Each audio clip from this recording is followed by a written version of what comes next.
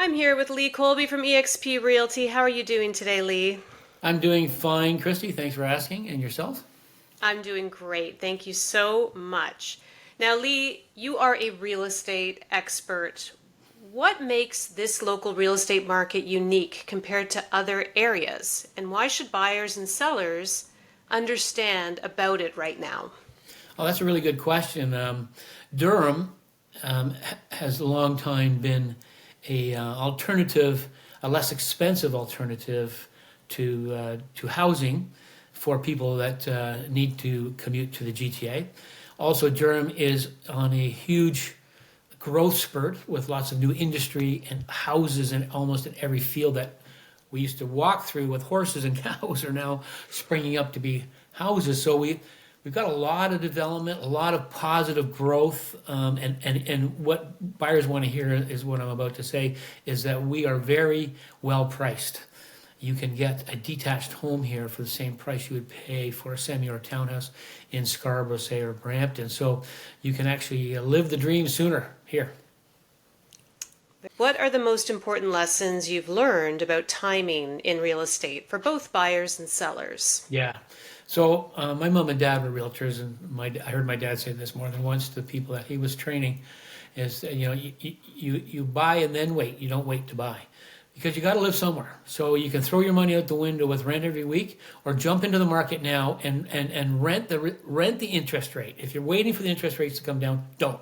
Get in and just take a variable, something that you can change later. But get involved now where the prices are low. Because what I do know about the market is that it comes down slowly, but when it changes, boy, does it change. It turns the corner, and before you know it, everybody's saying to me, why didn't you tell me what I've been telling you for months, that you should buy now and not wait till the so-called bottom hits, because very few people know when that hits. In fact, usually they're told by the media, and by that time it's 30 days too late.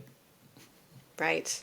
Yeah. And when you're working with first-time buyers, what's the biggest misconception they usually have? And how do you guide them towards making a confident decision? Yeah, the biggest misconception, that's a good question. Probably that it's not a stepping stone. It's not a starting point. I hear this quite a bit. This is we're looking for our forever home. Well, I can't tell you. I don't have many clients that are still in the same home they bought initially. So typically people move every 5, 6, 7 years, and they step up, because your life will change. And as your life changes, your needs change, and as your income changes, you can address those changes with the financial capability of moving, say, from a semi to a detached, or from a detached 3-bedroom to a 4-bedroom detached walkout ravine lot pool with a Mercedes in the driveway. Whatever your career path takes you. Right. And you have some unique programs that also give your buyers and sellers a little extra insurance when they're making those decisions. Can you explain those? Yeah. So again, been in the business a long time. You need to take the consequences, the threat, I guess the horror stories you hear about people that have overpaid, or they've sold their house they've bought a house and haven't sold their house. So we try to remove the what ifs. So in other words, if you're selling, what if I don't sell? Well, then I'll give you an offer to buy your house if we can't sell it. If you buy a house and you don't like, my dad used to call this neighbor insurance. Probably not the right thing to say, but anyways. Well, I just say if you move into a neighborhood and you happen to be in any house you don't like, I'm not going to ask you about your neighbor. I'll just say, look, fine, we'll sell it for free, no questions asked. So if you just don't like the way the sun sets across the street, that's fine as well. But I mean, you do move into some neighborhoods and things for whatever reason don't work out the way you thought. Don't worry, we'll just sell it for free and we'll get you something that's better or what you want. So we're gonna give you a nice big safety net when you buy. And then here's 2 other things that we do. So when you buy with us, we have a safety program that involves putting a warranty on the house for a whole year. So even though I pay for the inspection of the house, because again, my dad taught me Never sell a house to anybody. I don't care what kind of market it is. Get it inspected. Do your due diligence. Make sure they're not buying a lemon. So we have this lemon-proof scenario where we put an inspector there, one of the best in the business, and he'll go through the house from top to bottom. I pay for it to make sure that there's no hidden surprises. And then as we go through the year, I mean, not the inspector's fault, but sometimes things happen, then we'll cover something, even the appliances, the hot water tank, the furnace, the air conditioner.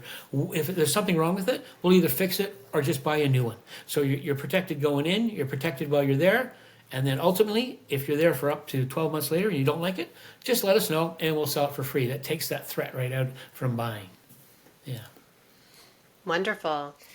Now, what about with home sellers? Can you walk us through your approach when pricing a home for sale?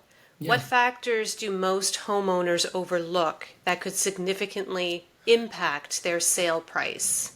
Yeah, so that's a really good question as well, because in this market especially, and I've been through this market more than once in my career, so I do know what to do. And if you're a buyer, you've got choice. So what do buyers want? They want the magazine house. They want to walk into a house and go like, wow. They want the wow factor. So we spend a lot of money on prep.